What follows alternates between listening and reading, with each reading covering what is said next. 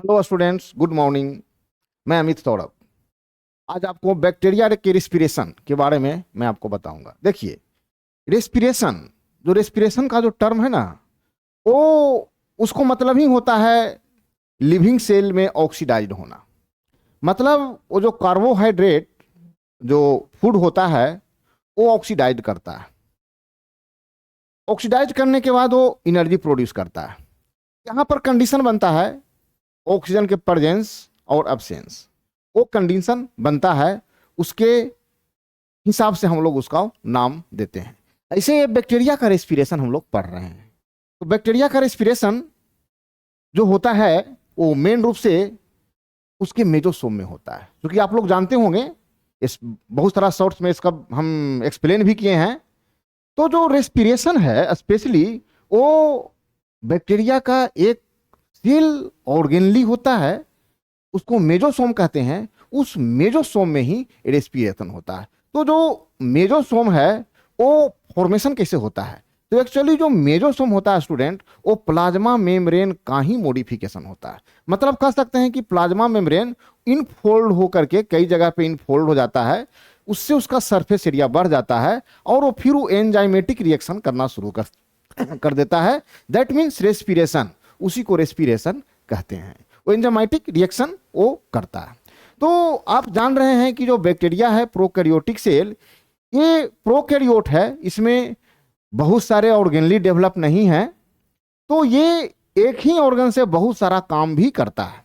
जैसे कि ये प्लाज्मा मेम्ब्रेन का मॉडिफिकेशन जो मैंने आपको बताया, और मेजोसोम जो है वो मेनली ग्राम पॉजिटिव बैक्टीरिया में होता है। तो ग्राम पॉजिटिव बैक्टीरिया की जहां बात आएगा तो नो डाउट वहां पे मेजोसोम रेस्पिरेशन का काम कर देगा। मगर अगर बात ग्राम निगेटिव बैक्टीरिया के आएगा तो वो फिर मेजोसोम तो उसमें होता नहीं है, तो फिर वो रेस्पिरेशन कैसे करेगा, ये क्वेश्चन है। तो वो जो रेस्पिरेशन करेगा वो प्लाज्मा मेम्ब्रेन से करेगा, साइटोप्लाज्मिक मेम्ब्रेन से करेगा। तो स्टूडेंट देखिए, यहाँ पे हम एक छोटा सा डायग्राम भी बना करके आप लोग को एक्सप्लेन करने का प्रयास किए हैं, समझाने का प्रयास किए हैं। स्पेशली नीट के पर्पस से ये हम कुछ पॉइंट वाइज ही हम कर पाए हैं, ताकि आप लोग नीट के पर्पस से इसे आसानी और कर सकें। तो पॉइंट वाइज हम केवल एक्सप्लेन किए हैं। तो देखिए, बैक्टीरिया रेस्पिरेशन हम एक छोटा सा डायग्राम बैक्टीरिया के बनाए हैं स्टूडेंट। ये जो डायग्राम आप देख रहे हैं, तो डायग्राम में आप देख रहे हैं कि जो प्लाज्मा मेम्ब्रेन है, this is a plasma membrane, इसको हम लोग ही प्लाज्मा मेम्ब्रेन कहते हैं।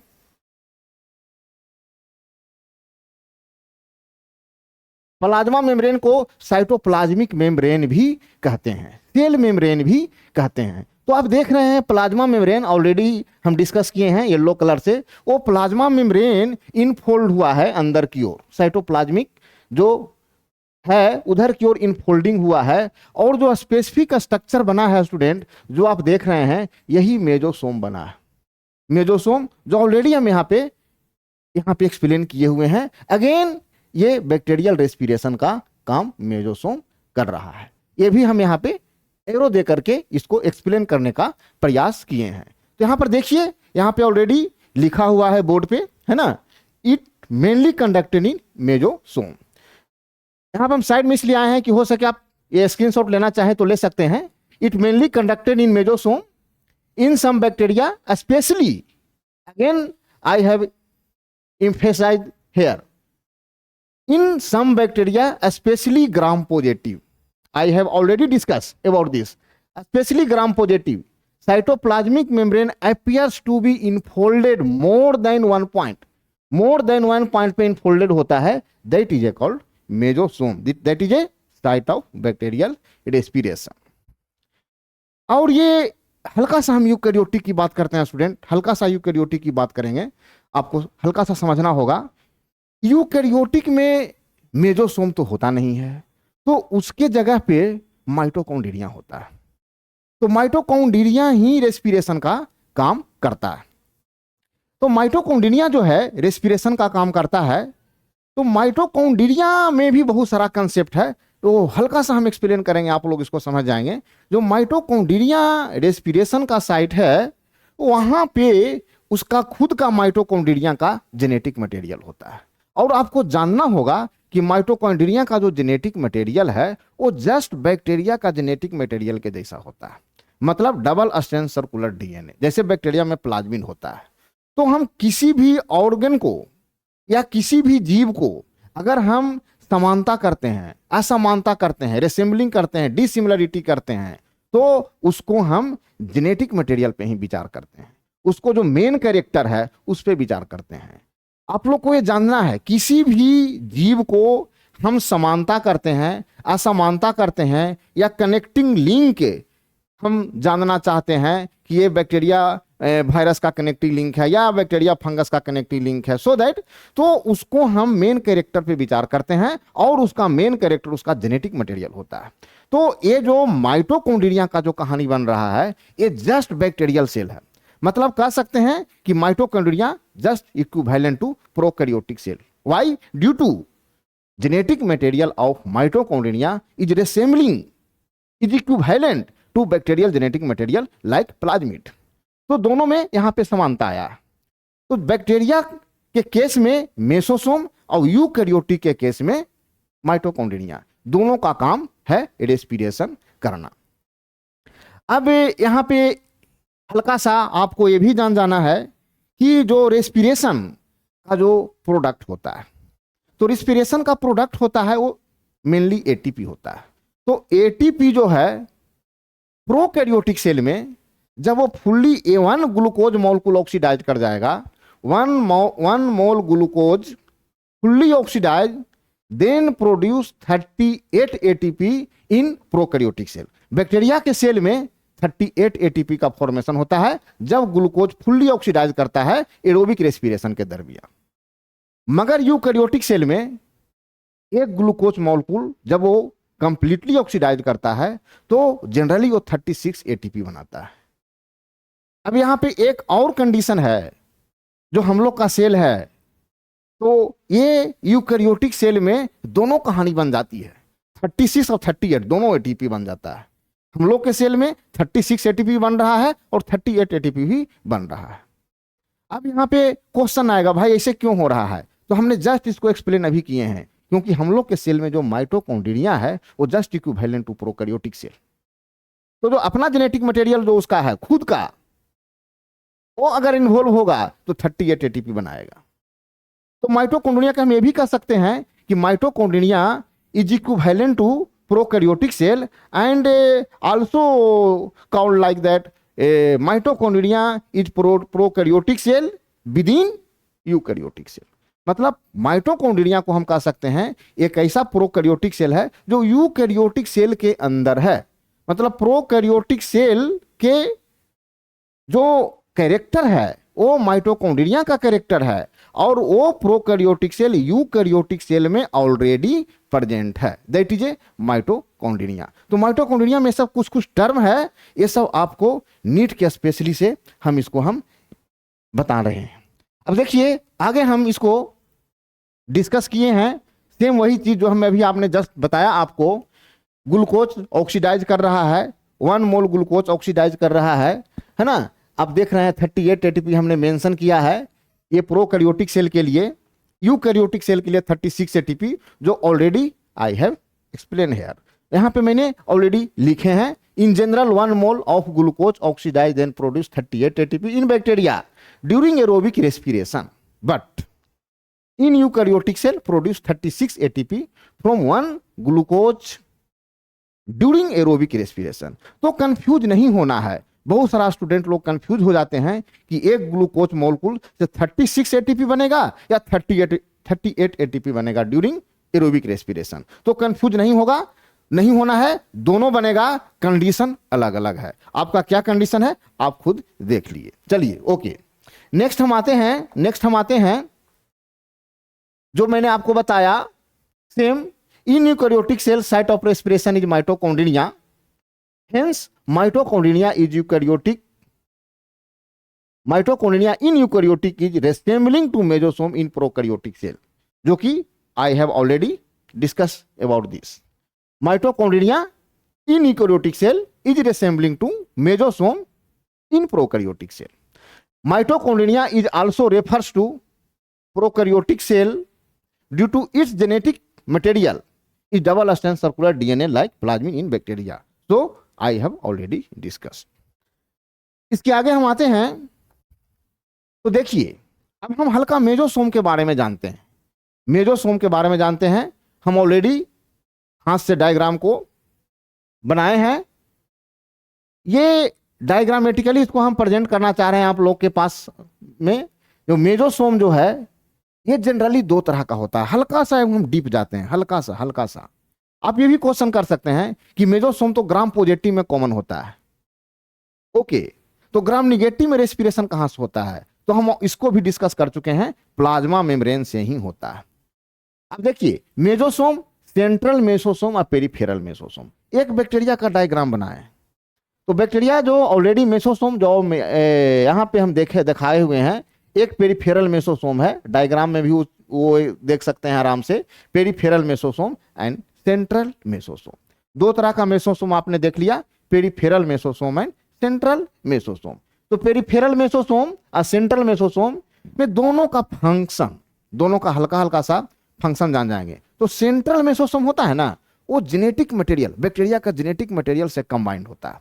मतलब कह सकते हैं कि सेंट्रल मेसोसोम में भी जेनेटिक मटेरियल होता है। अगर क्वेश्चन आए और जेनेटिक मटेरियल का कंसर्निंग रहे मेसोसोम से, तो नो डाउट कहीं कंफ्यूज नहीं होना है, सेंट्रल मेसोसोम में भी जेनेटिक मटेरियल होता है बैक्टीरिया के केस में।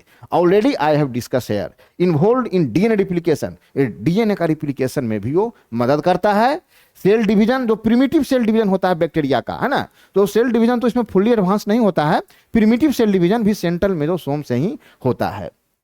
एक्स्ट्रा सेलुलर एंजाइम को एक्सपोर्ट करता है, वो एक्स्ट्रा सेलुलर एंजाइम को एक्सपोर्ट करता है। तो जेनेटिक मटेरियल से रिसेंबलिंग अगर मेसोसोम से करना है फ्रेंड्स, तो हम वहां पे सेंट्रल मेसोसोम को जिक्र करेंगे, वो स्पेसिफाई करेंगे। यानी सेंट्रल मेसोसोम ही वो जेनेटिक मटेरियल का कुछ फैक्टर बनता है, जेनेटिक मटेरियल कंटेंट करता है। अब पेरिफेरल मेसोसोम की बात होती है, तो पेरिफेरल मेसोसोम में मेनली रेस्पिरेशन होता है, जो आई हैव ऑलरेडी डिस्कस।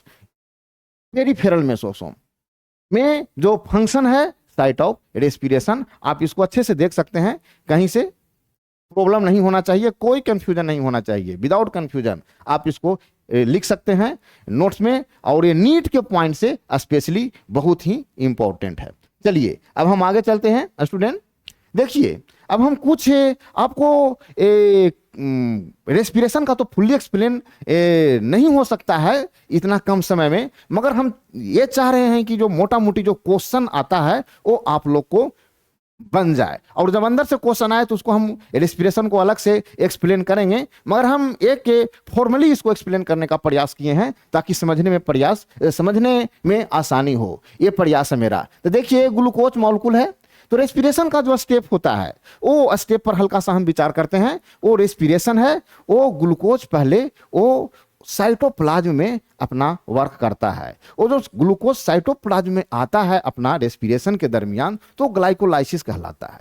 तो ग्लाइकोलाइसिस में जो ग्लूकोज है वो पायरूविक एसिड में कन्वर्ट कर जाता है। तो एक मोल ग्लूकोज से 2 पायरूविक एसिड का फॉर्मेशन होता है। क्योंकि ग्लूकोज में कार्बन का 6 मॉलिक्यूल है, 6 कार्बन है, और पायरूविक एसिड में 3 कार्बन होता है, तो एक ग्लूकोज से 2 मोल पायरूविक एसिड का निर्माण होगा ग्लाइकोलाइसिस के दरमियान। ये ग्लाइकोलाइसिस का साइट है साइटोप्लाज्म, जो कि मोस्ट कॉमन है, चाहे कोई भी रेस्पिरेशन हो ग्लाइकोलाइसिस होगा, ये कॉमन है, एकदम कहीं से कंफ्यूजन नहीं है। तो site of glycolysis is cytoplasm. It is a more common, है ना, इट इज ए कॉमन, मोर नहीं, फुल्ली कॉमन है रेस्पिरेशन का। इसका प्रोडक्ट पायरूविक एसिड, यहां पे ऑलरेडी मेंशन है, 2 पायरूविक एसिड बनता है एक ग्लूकोज मॉलिक्यूल से, जो यहां पे लिखा हुआ है। अब देखिए पायरूविक एसिड तो साइटोप्लाज्म में होता है। अब साइटोप्लाज्म में पायरूविक एसिड बनने के बाद अब कंडीशन आता है कि उसमें ऑक्सीजन है या नहीं, सेल में ऑक्सीजन अवेलेबल है कि नहीं। अगर सेल में ऑक्सीजन अवेलेबल है तो पायरूविक एसिड एसिटाइल को एंजाइम में कन्वर्ट करके वो क्रेब साइकिल में चला जाएगा। मतलब कह सकते हैं कि जो एसिटाइल को एंजाइम एक कंपोनेंट बन रहा है, वो ग्लाइकोलाइसिस और क्रेब साइकिल के कनेक्टिंग पॉइंट है, लिंकिंग पॉइंट है। उसके बाद वो क्रेब साइकिल में वो अपना काम करेगा। तो एरोबिक रेस्पिरेशन का जो मेन पार्ट है वो क्रेब्स साइकिल है। तो क्रेब्स साइकिल ये जो है एसिटाइल कोएंजाइम से शुरू होगा और वो उसका पहला जो प्रोडक्ट है वो सक्सिनिक एसिड के तौर पे वो सक्सिनेट कंपाउंड जो बनता है वो फिर वो अपना प्रोडक्ट कंप्लीट करता है क्रेब्स साइकिल। क्रेब्स साइकिल ये एरोबिक रेस्पिरेशन का पार्ट हो गया। और दूसरे साइड हम देखते हैं कि अगर उसका ऑक्सीजन नहीं मिल पाता है, ग्लाइकोलाइसिस के बाद सेल में अगर ऑक्सीजन नहीं मिला, पहले तो मैंने क्या देख लिया कि ग्लाइकोलाइसिस के बाद अगर ऑक्सीजन मिल गया दैट मीन्स एरोबिक रेस्पिरेशन, और अगर ग्लाइकोलाइसिस के बाद ऑक्सीजन नहीं मिला without oxygen that will be go to anaerobic respiration. Absence of oxygen में वो चला जाएगा एनारोबिक रेस्पिरेशन में। तो अभी हम हल्का सा डिस्कस आपको एरोबिक एनारोबिक का करते हैं। एरोबिक मतलब प्रेजेंस ऑफ ऑक्सीजन, एनारोबिक मतलब अब्सेंस ऑफ ऑक्सीजन। ग्लाइकोलाइसिस के बाद की कहानी होता है। चलिए आगे हम चलते हैं, इसको देखते हैं क्रेब्स साइकिल। क्रेब्स साइकिल का हल्का सा विचार हम करते हैं। क्रेब्स साइकिल जो है ये क्रेब्स साइकिल भी 2 टर्न चलेगा एक ग्लूकोज मॉलिक्यूल से। एक ग्लूकोज मॉलिक्यूल से क्रेब्स साइकिल का 2 टर्न चलेगा, 2 साइकिल चलेगा। और जब ये pyruvic acid acetyl coenzyme A बनने के बाद जब क्रेब्स साइकिल चलता है तो क्वेश्चन आएगा आप लोग का कि क्रेब्स साइकिल बनाता क्या चीज है। जब क्रेब्स साइकिल में जब काम चलने लगता है तो क्रेब्स साइकिल का प्रोडक्ट क्या होता है। तो याद रखना स्टूडेंट, क्रेब्स साइकिल में मात्र एक साइकिल में एक एटीपी बनता है। क्रेब्स साइकिल का मेन प्रोडक्ट एटीपी नहीं है। अगर स्पेशली बोला जाए क्रेब्स साइकिल का प्रोडक्ट क्या है तो हम उसको energetic compound NADH2 and FADH2 के नाम से जानते हैं। ये इनर्जेटिक कंपाउंड है, इसको हम एक्सप्लेन करेंगे जब रेस्पिरेशन का फुल्ली हम एक्सप्लेन करेंगे, उसमें हम आपको जिक्र करेंगे। मगर ऑलरेडी हम आपको मोटा मोटी ये बताना चाह रहे हैं ताकि आप कंफ्यूज नहीं हो, क्वेश्चन आसानी से बन जाए। तो ये क्रेब्स साइकिल का प्रोडक्ट जो होता है मात्र एटीपी के तौर पे मात्र 1 एटीपी होता है। उसके अलावा उसका जो मेन प्रोडक्ट होता है वो NADH2 एंड FADH2 ही इसका मेन प्रोडक्ट है क्रेब्स साइकिल का। अब देखिए क्रेब्स साइकिल में जो प्रोडक्ट बना एक एटीपी मात्र 1 एटीपी, एक साइकिल में एक एटीपी बन रहा है। उसके बाद जो energetic compound NADH2 and FADH2 है ये ETS में जाता है, इलेक्ट्रॉन ट्रांसपोर्ट सिस्टम में जाता है। इलेक्ट्रॉन ट्रांसपोर्ट सिस्टम में जाता है। तो इलेक्ट्रॉन ट्रांसपोर्ट जो सिस्टम है ये प्रोकैरियोटिक सेल के प्लाज्मा मेम्ब्रेन में ही होता है ना। और ये यूकैरियोटिक के बात करते हैं तो यूकैरियोटिक सेल में जो इलेक्ट्रॉन ट्रांसपोर्ट सिस्टम जो चलता है वो माइटोकॉन्ड्रिया के इनर मेम्ब्रेन में चलता है। क्रेब्स साइकिल उसका किस्ती में चलता है। चलिए तो ये हम देख रहे हैं ETS इलेक्ट्रॉन ट्रांसपोर्ट सिस्टम। तो इलेक्ट्रॉन ट्रांसपोर्ट सिस्टम जो है ये NADH2 एंड FADH2 को ATP में कन्वर्ट कर देता है। ये आपको जानना जरूरी है। क्रेब्स साइकिल के दरमियान मात्र 1 एटीपी का फॉर्मेशन होता है। उसका मेन जो प्रोडक्ट है NADH2 है, FADH2 है, वो ETS में जाता है, इलेक्ट्रॉन ट्रांसपोर्ट सिस्टम में जाता है और उस इलेक्ट्रॉन ट्रांसपोर्ट सिस्टम उसको ATP में कन्वर्ट कर देता है। ये बायोलॉजिकल क्वाइन है एनर्जी का, न्यूक्लियोटाइड के तौर पे इसको अगर हम बायोकेमिकल जानते हैं तो ATP एक न्यूक्लियोटाइड के तौर पे होता है और ये एनर्जी क्वाइन है, बायोलॉजिकल क्वाइन ऑफ एनर्जी है। ये इससे हम लोग जो भी काम करते हैं वो ATP के ही मदद से हम लोग करते हैं। तो आप यहाँ पे क्या देखे, आपने क्या देखा कि जो रेस्पिरेशन होगा वो रेस्पिरेशन ग्लूकोज से शुरू होगा। वो ग्लाइकोलाइसिस के दरमियान पायरुविक एसिड बनेगा। पायरुविक एसिड के बाद अगर उसको ऑक्सीजन मिलेगा तो एरोबिक रेस्पिरेशन में जाएगा। अगर ऑक्सीजन नहीं मिलेगा तो एनारोबिक रेस्पिरेशन में जाएगा। अगर उसको ऑक्सीजन मिल गया, उस पर हम विचार कर लेते हैं, ऑक्सीजन मिल गया तो एरोबिक रेस्पिरेशन के क्रेब्स साइकिल में जाएगा। क्रेब्स साइकिल में जो प्रोडक्ट बनेगा मात्र 1 एटीपी, मेन उसका प्रोडक्ट है NADH2 FADH2 है। वो उसका प्रोडक्ट NADH2 FADH2 ETS में जाएगा, इलेक्ट्रॉन ट्रांसपोर्ट सिस्टम में जाएगा, उस इलेक्ट्रॉन ट्रांसपोर्ट सिस्टम जो है NADH2 एंड FADH2 को ATP में कन्वर्ट करेगा। ये आपने देख लिए। अब प्रोडक्ट ऑफ ETS ATP हम लिखे हुए हैं। ये जो ATP बनता है ना वो ETS का ही प्रोडक्ट होता है, ये ऑलरेडी यहाँ पे मेंशन है। प्रोडक्ट ऑफ क्रेब साइकिल है, एक ATP बनता है और NADH2 FADH2 का हम यहाँ पर काउंटिंग नंबर नहीं लिखे हैं, मगर आपको इतना मोटा मोटी मैंने अभी ये बताया कि जो मोटा मोटी है वो आपको याद रखना है कि क्रेब साइकिल का प्रोडक्ट क्या है। चलिए आगे हम चलते हैं स्टूडेंट। देखिए कुछ कुछ एक वर्ड है आपको बैक्टीरिया के रेस्पिरेशन में, उसको हम जिक्र करने का प्रयास किए हैं। तो ये जो आपको ऑब्लिगेटरी और फैकल्टेटिव का टर्म कुछ कुछ आपको समझना है। तो ऑब्लिगेटरी का मतलब क्या होता है वो हम जान जाएंगे। ऑब्लिगेटरी मतलब होता है केवल एक ही में ग्रो करेगा, उसके लिए वो एडिशनल हमको नहीं चाहिए। जैसे मान लें कि ऑब्लिगेटरी एरोब बोल रहे हैं, ऑब्लिगेटरी एरोब बोल रहे हैं, वो तो मतलब ये हो जाएगा कि वैसा जीव जो केवल ऑक्सीजन के प्रेजेंस में ही ग्रो करेगा, उसको ऑब्लिगेटरी एरोब बोल दिए। ऑब्लिगेटरी एनोरोब बोलेंगे मतलब हो गया वैसा जीव जो ऑक्सीजन के अब्सेंस में ही ग्रो करेगा, दूसरा कोई ऑप्शन नहीं है। ऑब्लिगेटरी एरोब बोले मतलब वो ऑक्सीजन के प्रेजेंस में ही ग्रो करेगा, ऑब्लिगेटरी एनोरोब बोले मतलब ऑक्सीजन के अब्सेंस में ही ग्रो करेगा।